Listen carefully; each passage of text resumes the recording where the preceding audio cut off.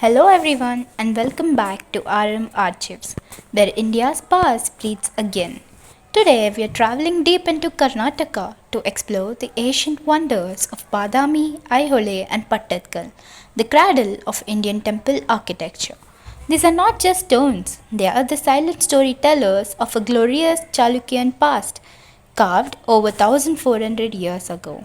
So sit back and let's journey through time to uncover the beauty, the battles, and the brilliance behind these timeless monuments. Before there were empires of marble and gold. Before the towers of Tanjavur or the palaces of Hampi, there was silence and stone. Here, in the art of the Deccan Plateau, beneath red cliffs and golden dust, stone began to breathe. This was a land where artisans dreamed not only of wealth or power, but of dharma, bhakti, and beauty. Every chisel mark was a prayer, every temple a whisper to the divine. Welcome to Badami, Aihole, and Pattadakal, the Aarambh of Indian temple architecture. Long before the Cholas ruled the south, before the Vijayanagara kings raised their granite cities, the Deccan was home to a dynasty of visionaries, the Chalukyas. They were not just kings, they were dreamers of form and faith, builders who turned mythology into geometry. In their world, art was not decoration, it was devotion carved into eternity. The story begins in the 6th century CE, in the rugged lands of Karnataka, where the Chalukyas of Badami rose from obscurity. Their founder, Pulakeshi I, chose his capital not on fertile plains, but amid the cliffs of a natural fortress, Vatapi, known today as Badami. Between two cliffs of red sandstone, he built a city that was both citadel and sanctuary. From here, his descendants would go on to shape one of the greatest chapters in Indian history.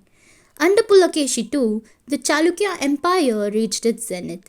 He extended his rule across most of the Deccan, defeating the Pallavas of Kanchipuram in the south and halting the northern emperor Harsha near the Narmada river. His fame spread far beyond India. Inscriptions tell us that even the Persian emperor Khusrau II sent him an ambassador, a rare recognition of India's power in that age. But more than a conqueror, Pulakeshi was a patron. He believed in the unity of power and piety. Temples, inscriptions, and art flourished under his reign. The Chalukyas saw themselves as dharmic rulers, protectors of dharma, guardians of culture. In this world, religion was not separate from architecture, it was architecture. Faith was expressed in the very stones of their cities.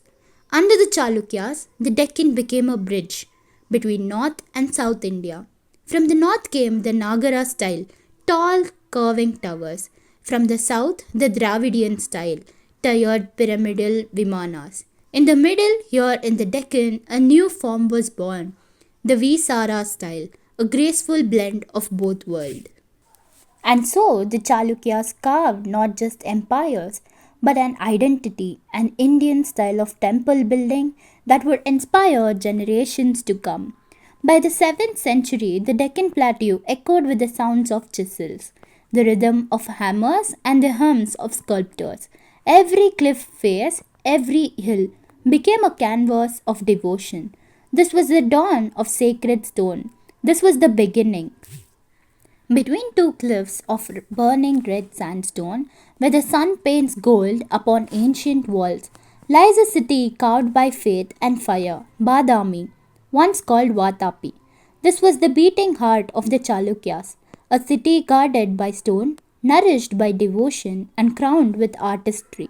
At the base of these cliffs lies Agastya Tirtha, a sacred lake said to have been sanctified by the sage Agastya himself. Around it, temples rise like living mountains, each one telling a different story, each one echoing the same truth that the divine can be found in stone. There are 4 main cave temples here, each carved directly into the rock, each dedicated to a different faith, together symbolizing unity in diversity. Cave 1, the Adobe of Shiva, carved around 550 CE. This cave is dedicated to Mahadeva, Lord Shiva. As you step inside, the walls come alive. On one side, Shiva as Nataraja, the cosmic dancer with 18 arms, each arm frozen in a perfect mudra, each motion symbolizing the rhythm of creation. He is both destroyer and creator, the stillness and the storm. Nearby, he stands as Haryara, half Vishnu, half Shiva, a divine fusion of preservation and destruction. These carvings are not just mere sculptures, they are meditations in stone, the philosophy of balance frozen in time. Cave 2, the world of Vishnu. A few steps higher stands Cave 2, dedicated to Vishnu, the preserver. Here, the Lord appears as Trivikrama, striding across the universe in 3 steps, symbolizing the expansion of consciousness. On another wall, he stands as Varaha, lifting the earth, Bhumi Devi, from the cosmic ocean. These stories are not myths, they are cosmic metaphors. Every curve, every figure was carved to remind the devotee that the divine exists in both universe and the self. Cave 3, the crown of Badami. Above them rises the largest and most ornate cave, Cave 3, also dedicated to Vishnu. This was built during the reign of Mangalisha, brother of Pulakeshi II. Here, heart reaches perfection, intricate pillars, celestial beings, and panels that tells epics from the Ramayana, Mahabharata, and Puranas. Vishnu appears as Narasimha, the man-lion who tears apart the demon of ego, as Vamana, the dwarf who humbles kings, and as Anantasayana, resting upon the serpent of infinity. Each form, each story carved not for a spectacle, but for realization. For the Chalukyas, art was a mirror of the soul. Cave 4, the Jaina Sanctuary. The fourth cave, carved later, is dedicated to Tirthankaras of Jainism. Peaceful figures sit in meditation, surrounded by serenity and silence. Here, violence and victory fade away, and introspection begins. This balance between Shaiva, Vaishnava, and Jaina faith shows the Chalukya spirit of tolerance, the respect for all paths of truth. In Badami, stone is not inert, it is alive, it listens, breathes, and remembers. Each sculpture holds geometry, devotion, and philosophy. The vertical line symbolizes the journey from Prithvi, earth, to Akasha, sky. The mandalas on the ceilings, cosmic blueprints that map the universe within the mind. For the Chalukyas, the act of carving was a sacred ritual, a dialogue between man and divinity. Every temple was an Aarambh, a beginning of devotion in form. As centuries passed, the sculptors of Badami grew restless. Their art had found a language, but they wanted freedom. They wished to experiment, to explore. And so, a few miles away, they found a new canvas, a place called Aihole. A few miles from Badami, along the serene banks of the Malaprabha River, lies a place that changed the course of Indian architecture, Aihole. Here, time feels different. Every street holds a fragment of history. Every stone whispers an experiment, and every temple stands like a page in the divine manuscript. Aihole was not merely a city, it was a workshop, a sacred laboratory where the Chalukyan architects tested every form, every curve, every proportion. If Badami was a hum in stone, then Aihole was the draft of a masterpiece.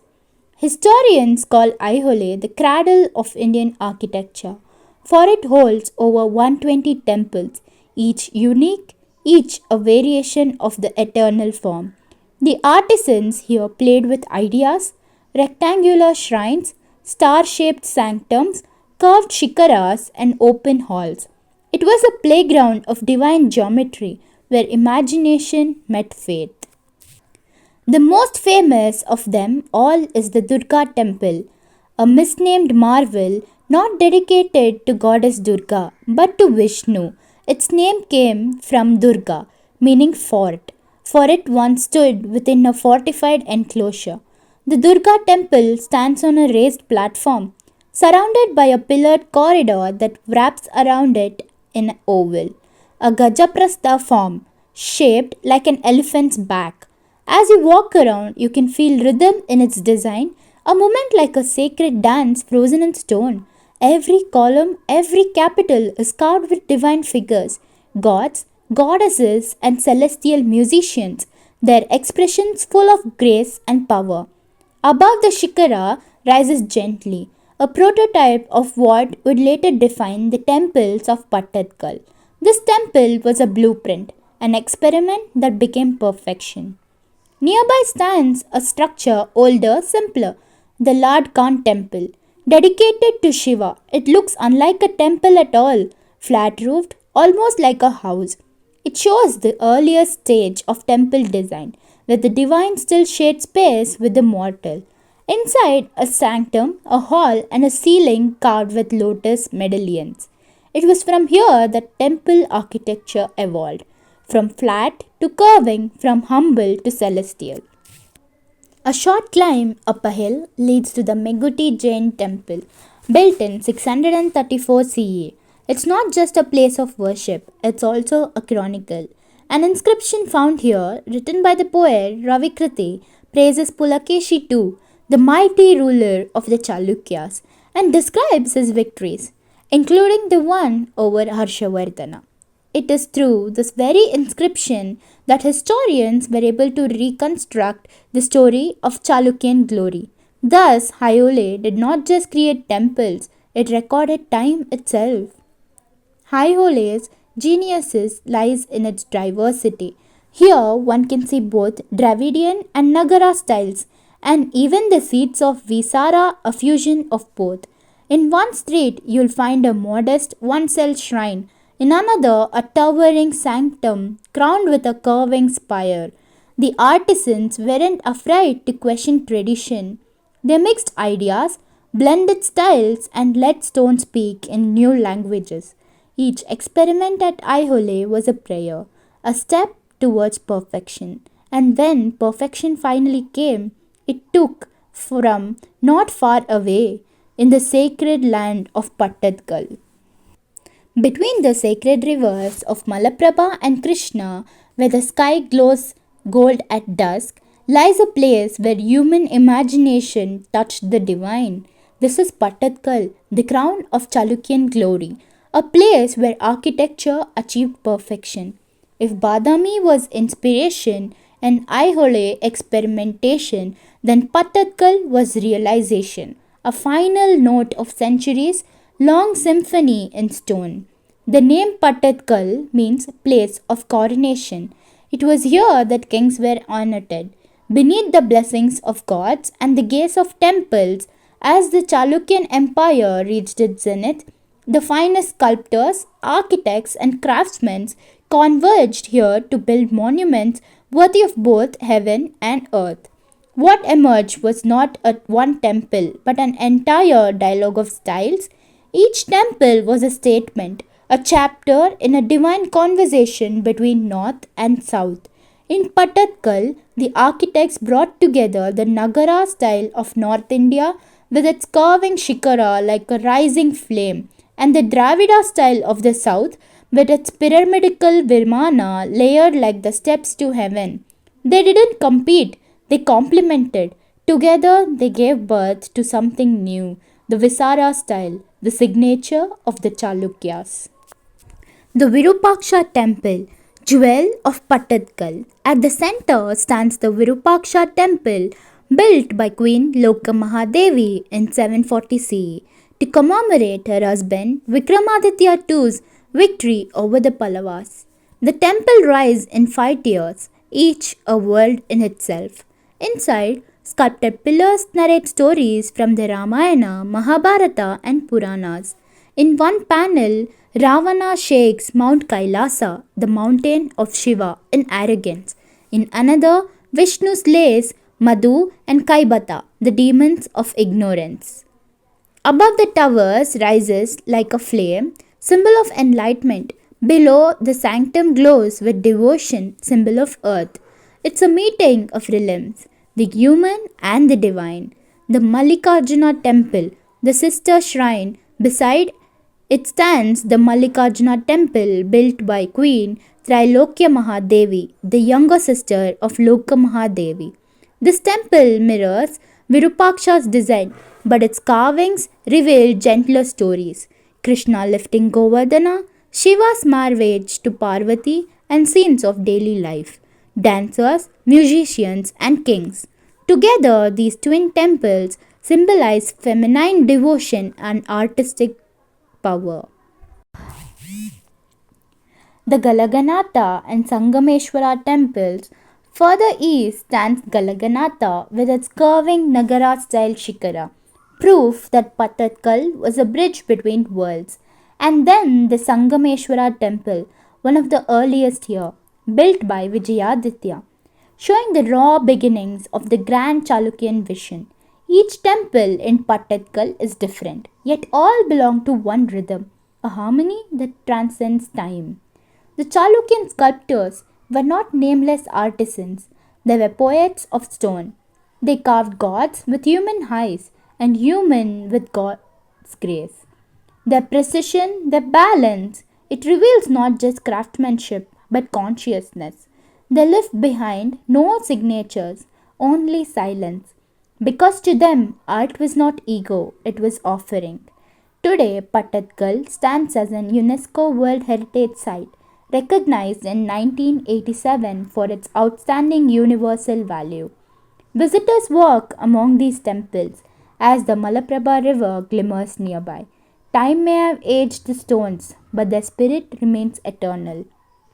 Each carving still hums with life. Every pillar still breathes a forgotten prayer. The Archaeological Survey of India preserves the site, and scholars from around the world continue to study its geometry, iconography, and symbolism. Pattadakal is no longer just a site of ruins, it is a living classroom of Indian civilization. From the red cliffs of Badami to the sacred sands of Aihole and the timeless stones of Pattadakal, the journey of the Chalukyas is the story of India's creative soul. They proved that art is not made for moment, it is made for eternity. Each chisel stroke was a prayer, each temple a verse in the scripture of time, and so as the sun sets over the Malaprabha and the stones whisper once again, every end is but a new beginning. Because in every breath of wind, in every echo of temple bell, the Aarambh continues. And that was our journey through the timeless temples of Badami, Aihole, and Pattadakal, living testaments to India's architectural genius. If you enjoyed traveling through history with us, don't forget to like, share, and subscribe to Aarambh Archives for more stories where the past comes alive. Until next time, keep exploring, keep wondering, and keep listening to the echoes of time.